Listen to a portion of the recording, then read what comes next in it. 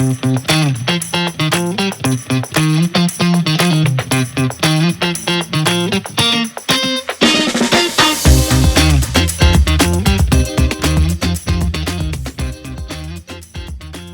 you all so much for joining us this afternoon. Good afternoon. My name is Keisha Dunstan, and I'm a Director of Marketing Operations with E78 Partners. And I'm excited to welcome you all to our webinar, Tailored Quality of Earnings. So let's get started for what we're here for today. Today, we will dive into our webinar, Tailored Quality of Earnings, and we're going to learn how to tailor approaches can help you make better strategic decisions in M&A transactions. I'm thrilled to introduce our speakers who are experts in the field and are eager to share their insights and knowledge with you, Garrett Rizk and Dan Stankey. Excellent. Thank you so much, Keisha. Really appreciate everybody taking the time today to join us, and hopefully you find today's session informative. And again, really encourage you to drop any questions you have in that QoE section. We'll have time at the end to address anything that comes up. So before we get started, definitely want to spend a little bit of time talking about who E78 is and set some context for why we're here today. So E78 was founded back in 2016. Our founder came from Sterling Partners, which is a private equity group out of Chicago, and really saw an underserved need for Office of the CFO and accounting needs in the private equity space. And fast forward almost a decade later, we are now a platform of Office of the CFO services firms, really serving every function within the CFO and CIO function. We've got a background in our own by Further Global Capital, which is a firm out of New York. And so we really have roots in private equity. And what's been great about bringing together this collective of really proven services and advisories and products over the last several years is how we can bring them together to serve a tailored offering for our clients and for our firms. And so currently, we serve, about 150 PE firms today. We've got a bench of about 500 or so consultants, from CFOs all the way down to analysts that live and breathe the core CFO service offerings and things that we do every day. And so really want to bring a deep experience and a team of experts that can bring a tailored offering to our firm. Who we serve, so Office of the CFO, I want to strengthen our financial control, the visibility, the predictability. We want to be trusted advisors to our executive leaders, to our business partners, so we can make better decisions. We've got great capabilities and a tech services arm that enhance the ability to make decisions with tech tools, systems, the ability to look at diligence. And so all of this has helped us create a unique perspective on what quality of earnings is. And so as we talk through this today, we want to, again, provide a little bit of our experience of how we think about our M&A journey. And with folks like Dan, who have joined our group and have a pedigree and background in private equity, really great insights and practical experience that can hopefully help add value into your guys' process. So for today, we'll go over our objectives of our session, talk a little bit about how the QoE impacts the M&A process, the buy-side process, which is pretty ubiquitous and where we've seen really an uptick in sell-side QoE and exit preparedness, how we can tailor that to the small end of the middle market, and then how we can craft that together to really bring a nice solution to market. Okay.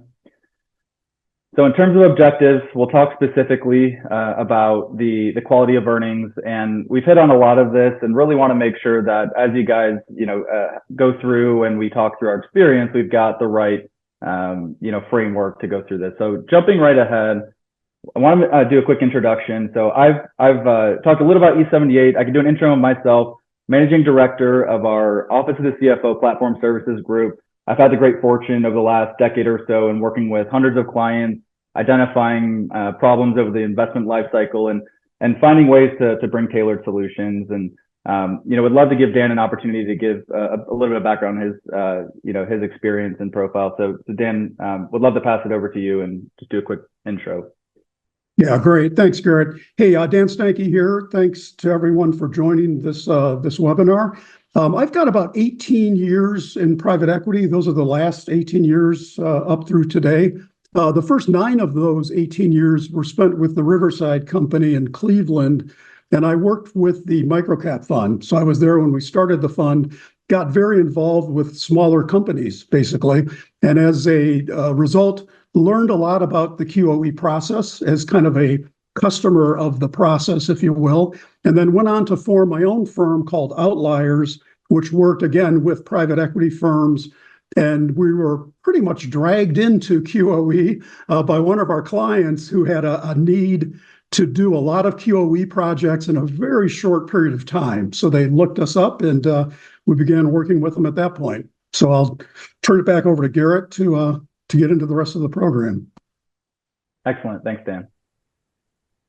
So talk a little bit about how we think about the investment lifecycle and some of the activities and foundational things that have to be in place for success. And so what we like to highlight as we go through this is where the QoE really permeates. And while we've tried to think about things in more of a flexible and for-purpose approach, and how this has brought some success throughout the investment lifecycle. So as you think about pre-sale, pre-acquisition, and new investments, there's almost often a quality of earnings. And a lot of times what we've seen is those can be, long and outdrawn. And so we really try to bring a tailored approach to the market. And that helps bring in a unique perspective for mergers and integration planning, IT and operational diligence, transactional modeling, analysis and support, as well as tax planning. And so really any information and insight that brings that perspective before close. And there's a connected sort of momentum of being able to look inside the hood and be able to take this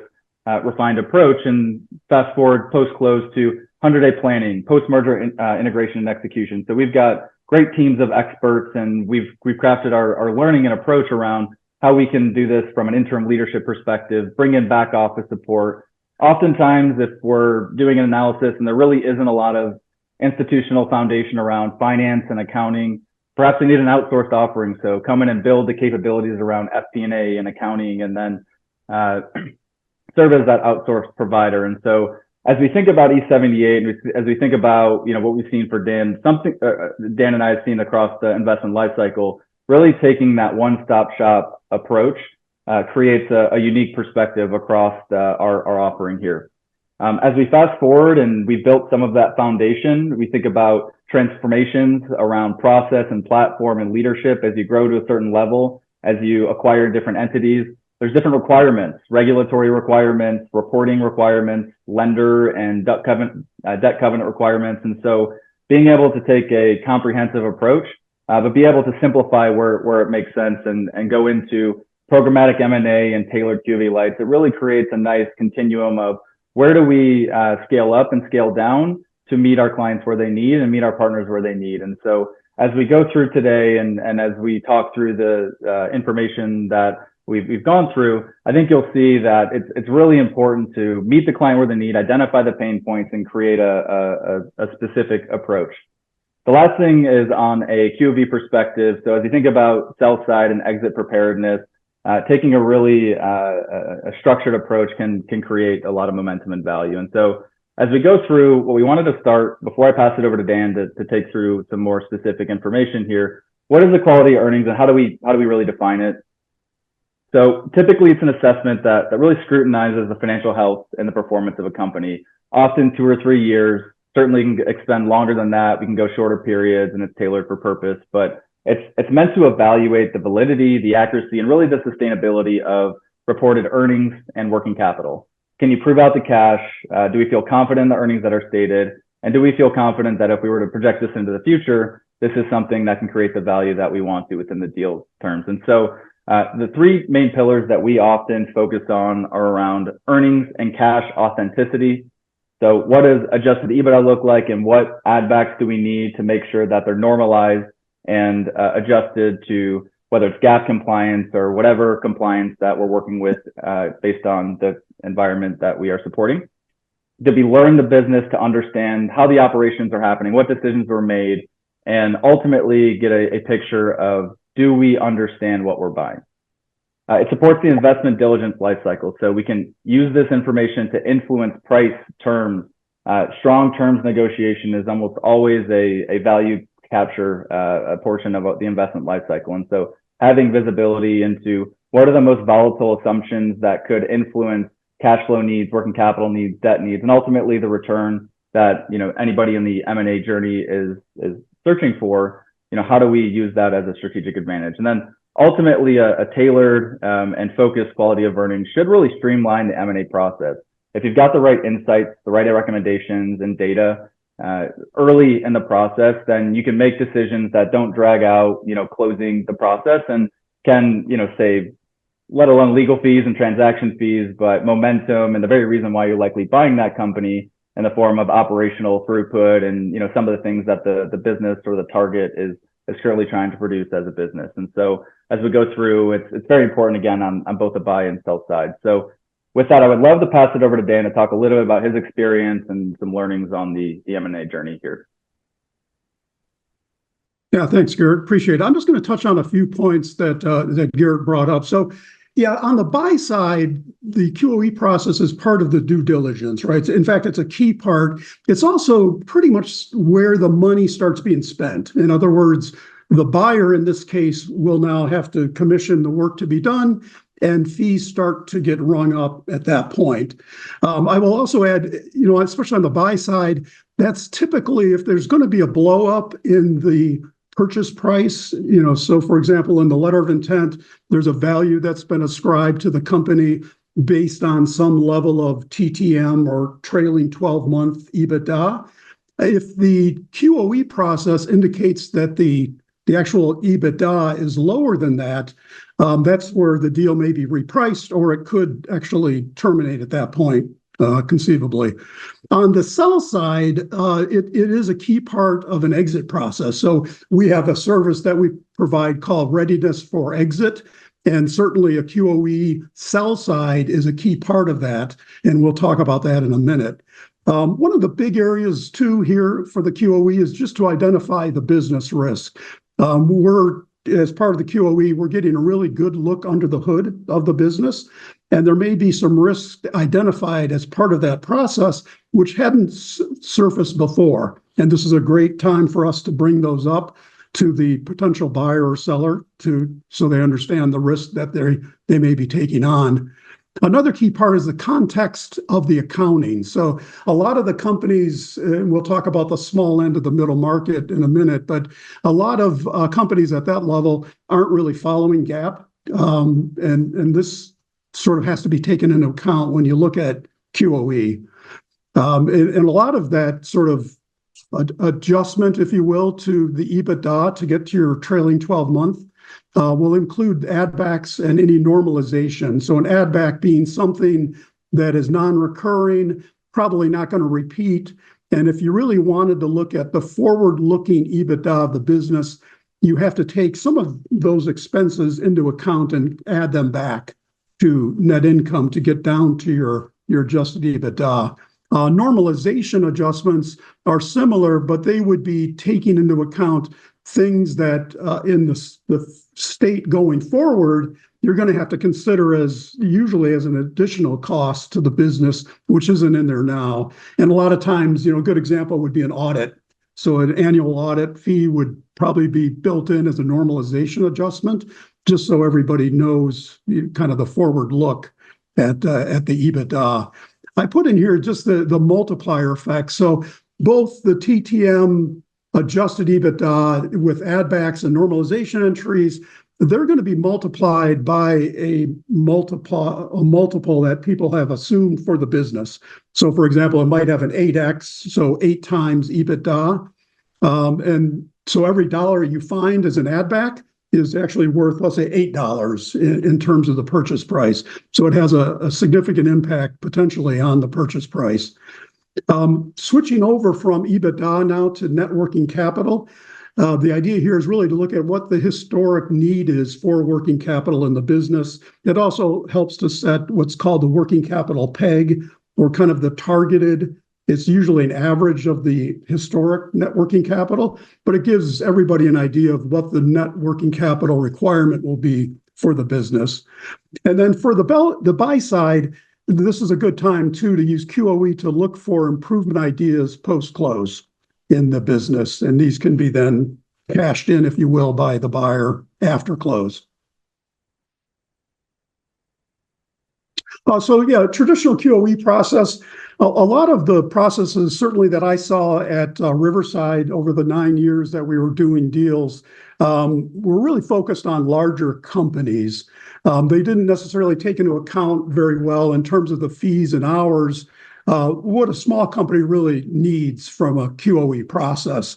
The process itself can be fairly high cost in the sense that a lot of times the work just sort of drops in. There's been a deal that's been planned, for example, and now all of a sudden, after a few delays, the deal's going through. Usually there's a 60 or 90-day exclusivity period within the LOI that you need to get your due diligence done in that period.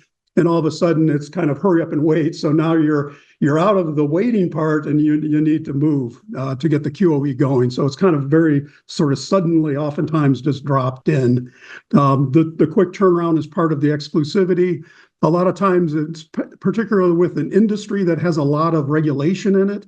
There may be a need for sort of specialist technical skills to really understand the risk as well as the opportunities within the business. There's this idea of a broken QoE process. So in other words, if the QoE failed to indicate the true adjusted EBITDA after the deal closes, the risk to the firm doing the QoE is primarily reputational because most of the engagement letters or the agreed upon procedure engagement will sort of discount any kind of financial liability. There's still a reputational risk to the firm doing the QoE if something happens which turns into a broken QoE process. A lot of times too with the larger company QoE processes, there's only certain suppliers of the service that are acceptable to a lender. So if a lender is involved in the deal, they're going to be looking for a larger name, if you will, a more well-known name on the QoE process. And again, that's kind of how the processes had been focused in the past. And then typically there's this final report, a lot of very colorful graphics and well done, very well written, typically a lot of informational and background information included, but generally for the small end of the middle, typically not needed. And we'll talk about that in a minute as well. As with any QoE process, even the traditional sort of focused on the larger firm type QoE, you're at the mercy of the target company personnel to help deliver the information needed to do the QoE assessment. And then finally, QoE results typically are used by the lenders. There may be other parties involved that would like to see, what the QoE turned up. So there's a number of folks that will actually utilize the information from the QoE.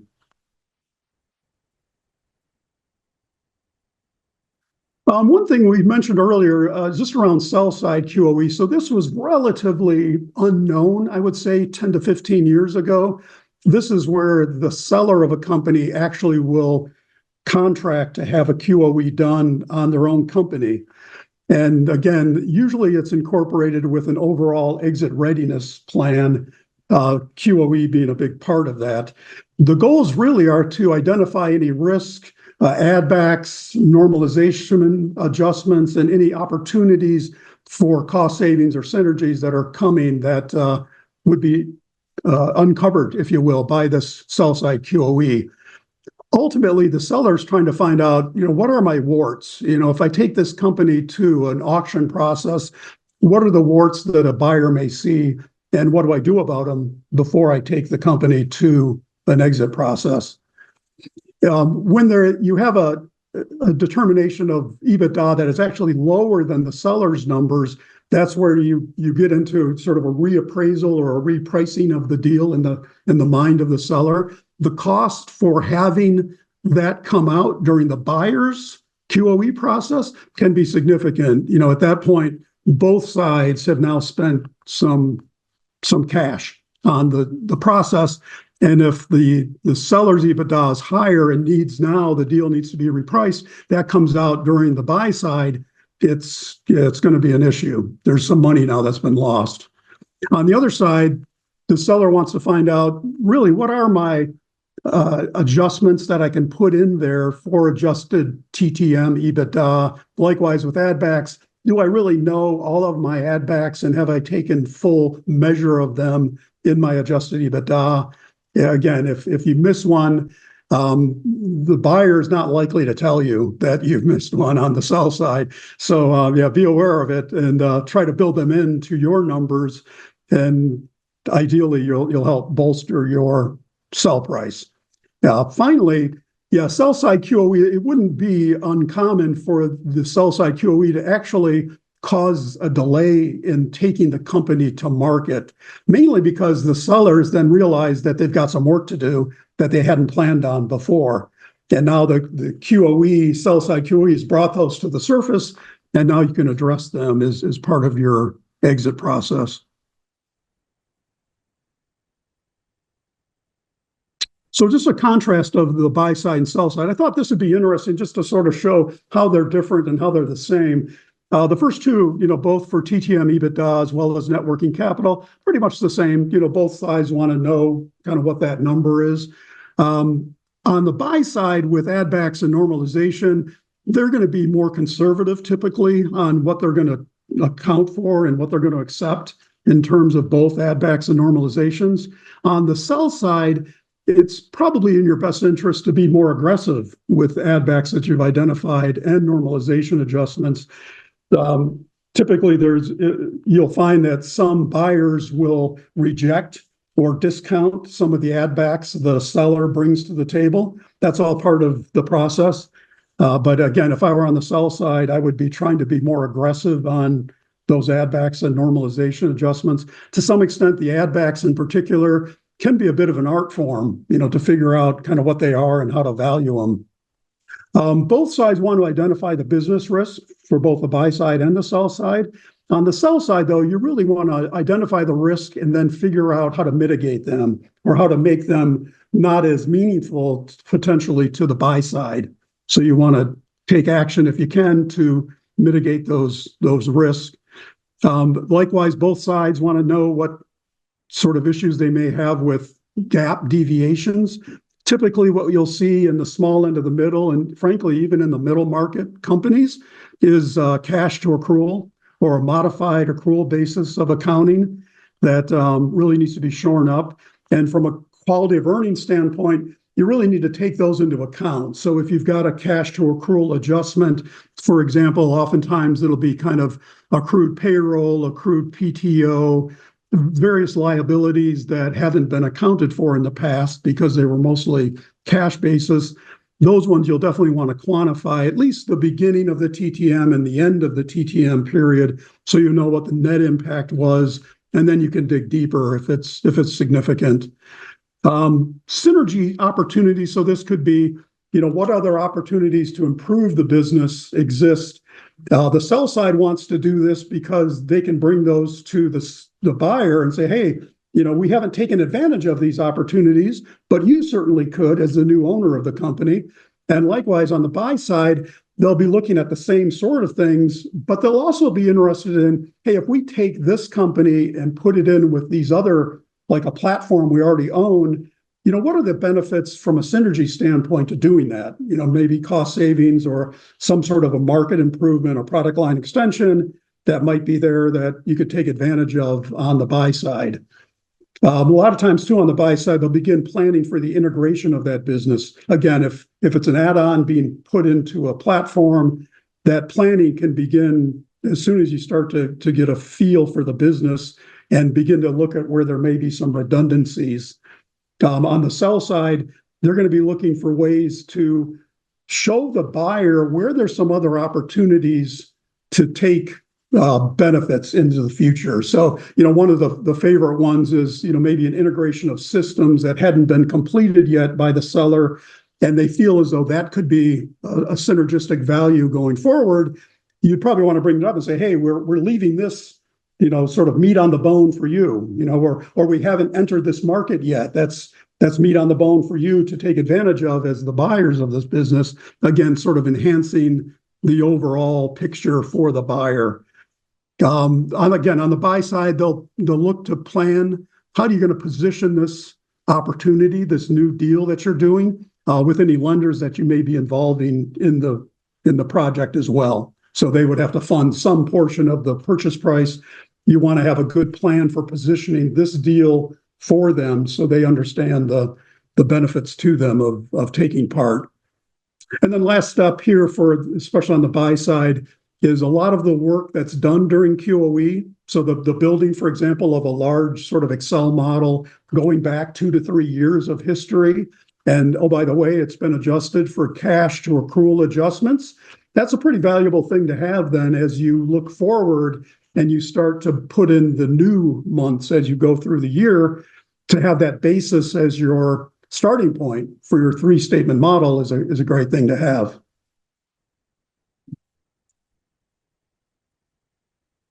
So the other thing I wanted, so I've mentioned so far sort of the growth and sell side QoE. The other thing that's happened over the last 20 years or so is this idea of the small end of the middle market, or SEM, and included in that is truly the middle market, which in my mind can go up to about 500 million of revenue would be a middle market firm. And that really, in the past, and again, this is going back a ways now, but a lot of PE firms would not have looked at that end of the market as being a profitable venture for them. Too much in terms of upfront costs. The potential upsides were limited because you're starting out with such a small company to begin with. And when I was at Riverside, the microcap fund, we had to have something less than 5 million of EBITDA. So it was pretty small. And a lot of PE firms wouldn't have looked at those as being something worthwhile to invest in. And what changed over the last 20 years is a lot of those small deals actually turned into very big deals on exit. And Riverside really was one of the drivers of that movement. This was back in 2005, put a lot of focus and investment into how to do small deals and make them profitable. And not only profitable, but have an optimal exit value.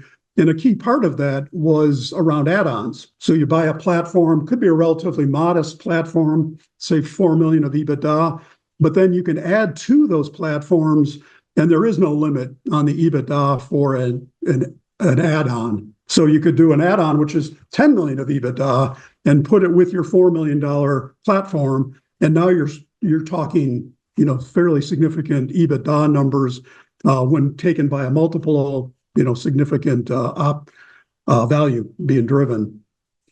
As a result of this sort of growth in the small end of the middle by private equity in particular, there was like a whole new segment of suppliers or contractors who worked with that end of the market, from QoE providers to valuation firms, tax firms, even audit firms, anyone who's tried to get one of the big 4 or even one of the big 10 firms, that are out there today to work on a small audit for a small company. It's pretty tough. They're pretty selective these days. So you'll see some no bids. If you go to some of the larger audit firms, they'll choose not to bid because the firm, the company you're talking about is just too small. And that certainly happened in this market for QoE too. So a lot of firms then started to work with QoE and smaller companies. Generally, the small end of the middle, the companies are not obviously very large.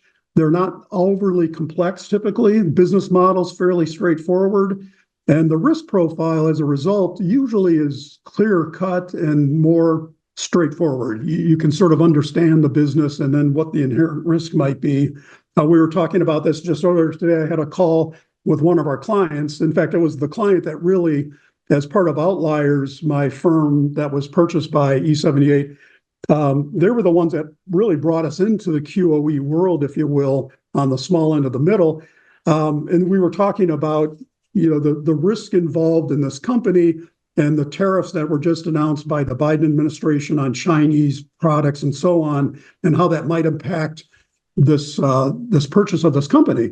So those kind of risks, come out as you begin talking about it with, some granularity about the QoE process. I will say also at the small end of the middle is the accounting and finance functions. They weren't typically well invested in by the sellers, not because, they don't necessarily appreciate the value. It's more that they were more concerned about growing the business from the top line and the margin standpoint. And accounting and finance oftentimes was a laggard, in their priority listing. And, I put in here the quotations around Wild Wild West. You could describe a lot of the accounting practices we see as kind of the Wild Wild West. When you get into the small end of the middle, there's some creative things that are going on, not by any sort of fraudulent or anything like that. It's more just not aware of what proper accounting should be. And one area here, just for folks on this webinar, watch the equity section of the balance sheet when you're looking at, everyone's focused so much on adjusted EBITDA and then net working capital. We do across the board, we'll do an equity roll forward.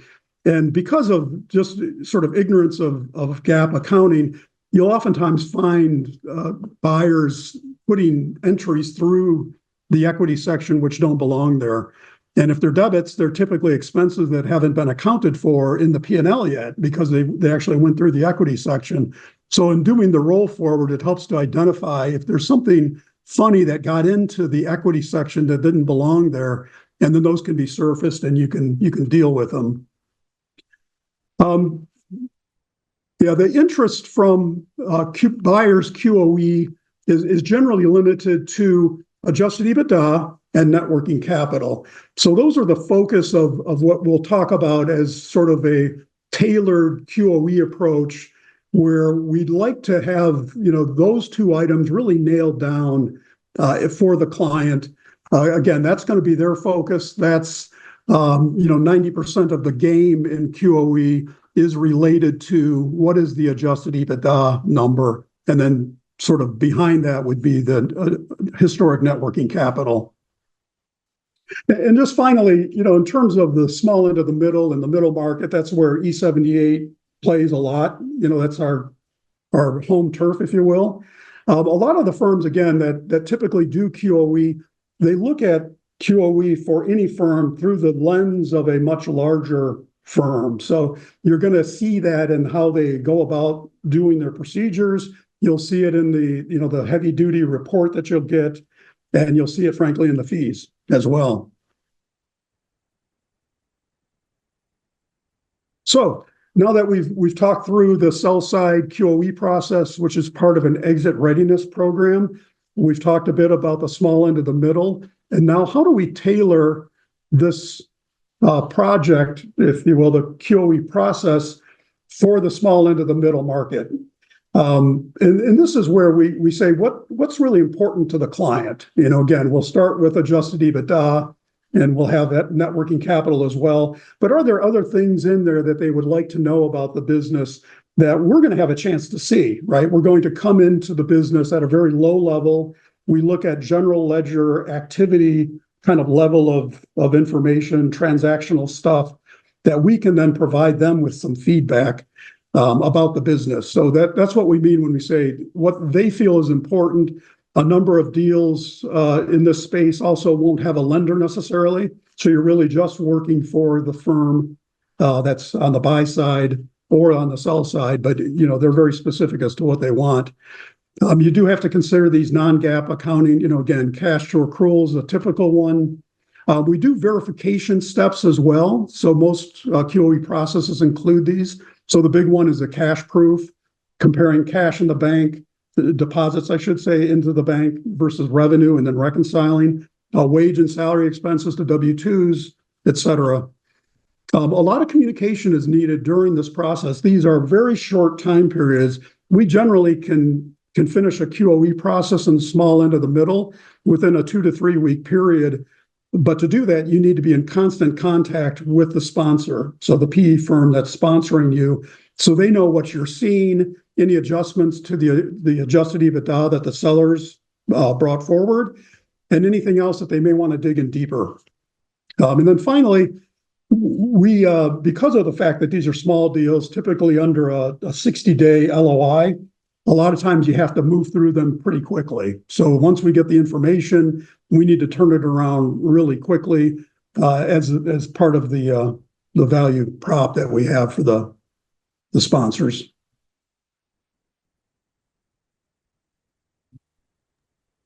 Excellent. Thanks, Dan, for stepping through all that. Perfect. And I think what I'll try to do here is finish this up with how we've seen this be really a foundation for some finance and accounting discipline and capabilities to really drive, value creation outcomes, throughout the investment lifecycle. So one of the things that we've seen, and my background really stems from FP&A and analytics, and so trying to build these foundations of making folks aware of what implications of their decisions are in the form of profit, cash flow, unit economics, everything across that continuum. And so one thing we've seen work really well is as you go through the QoE process, you're pulling transaction level detail. You're often pulling sales and operational detail. You're creating a consolidated set of financial statements.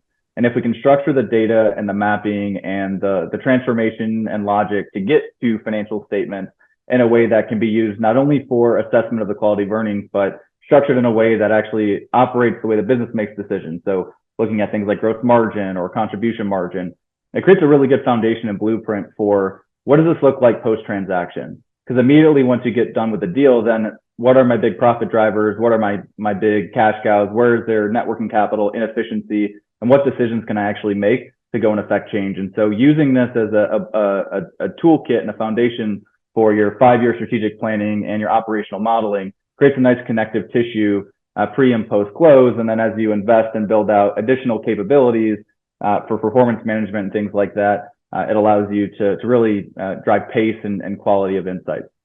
As we think about the future of your M&A journey, so whether it's tuck-ins, big platform investments, going through the QoE process intentionally and setting a standard for management reporting and how we want to look at profitability, cash flow, net working capital efficacy can be a standard for how we think about future acquisitions. And it'll create pace in that process. Okay, we know that the data may come from different systems. We're relatively system agnostic. We've seen every system from QuickBooks to NetSuite to something still on Unix or Great Plains, right? But at the end of the day, if we can pull detailed transactions, understand how the data is structured, then we can create logic and mapping to organize it for purpose.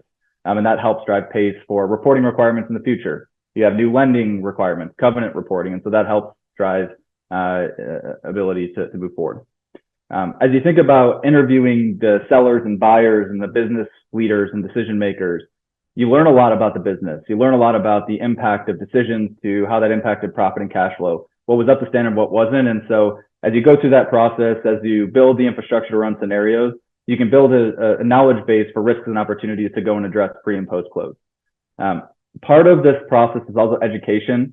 So a lot of times people going through the process the first time, they really don't understand why we're getting bought.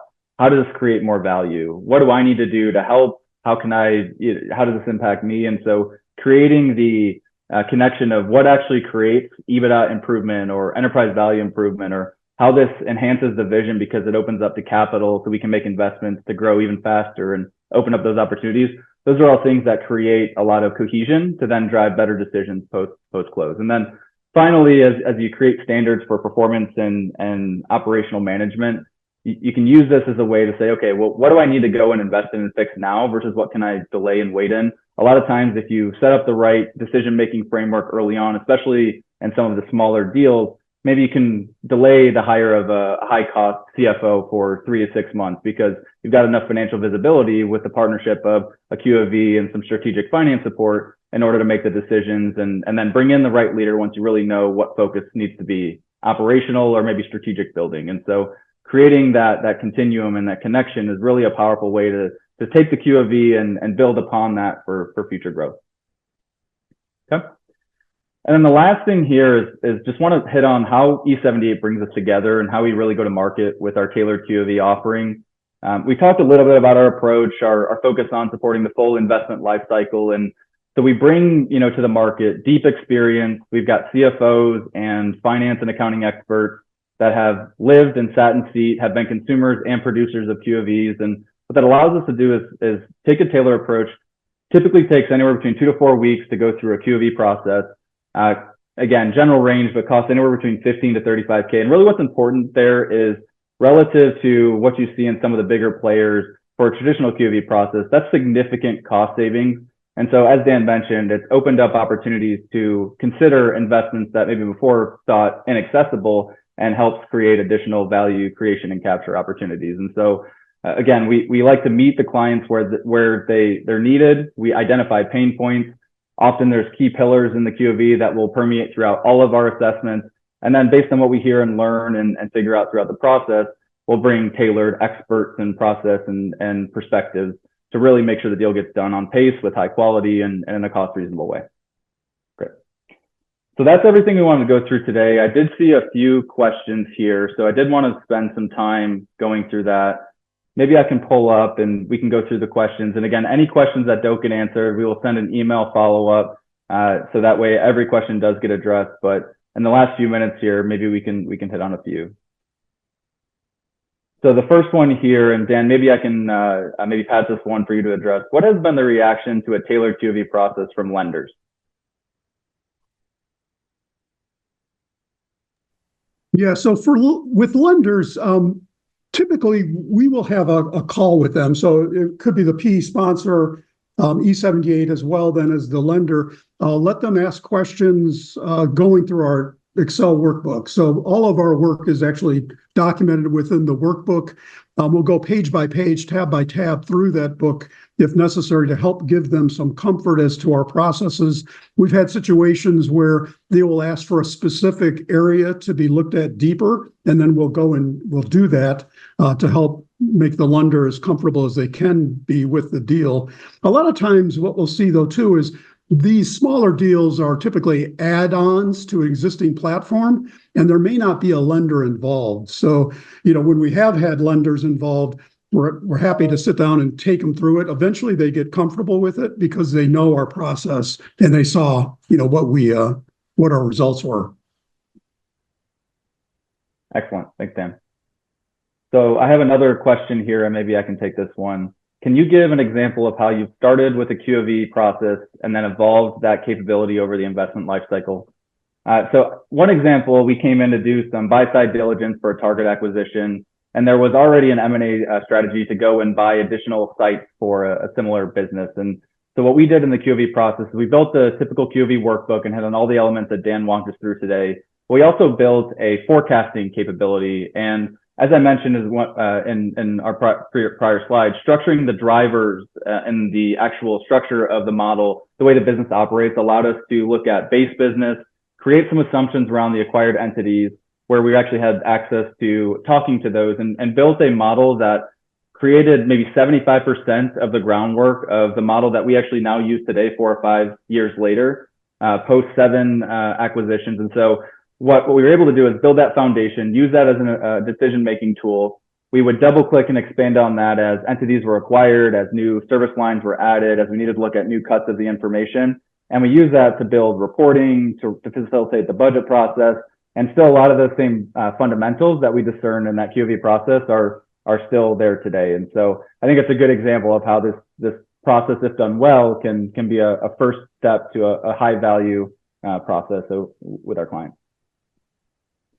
Excellent. So Keisha, I know we're at time. I think we have a few other questions. I think we maybe can take those as a follow-up, but definitely want to thank you and appreciate all the times for anybody that's left on the call. Really enjoyed the time today and hopefully found this informative, helpful. As Keisha mentioned, we will send out all of these materials as a follow-up, and don't hesitate to reach out to Dan, myself, Keisha, or anybody else on the E78 team if you have questions, and we're always happy to help. Fantastic. Thank you all so much and have a great afternoon.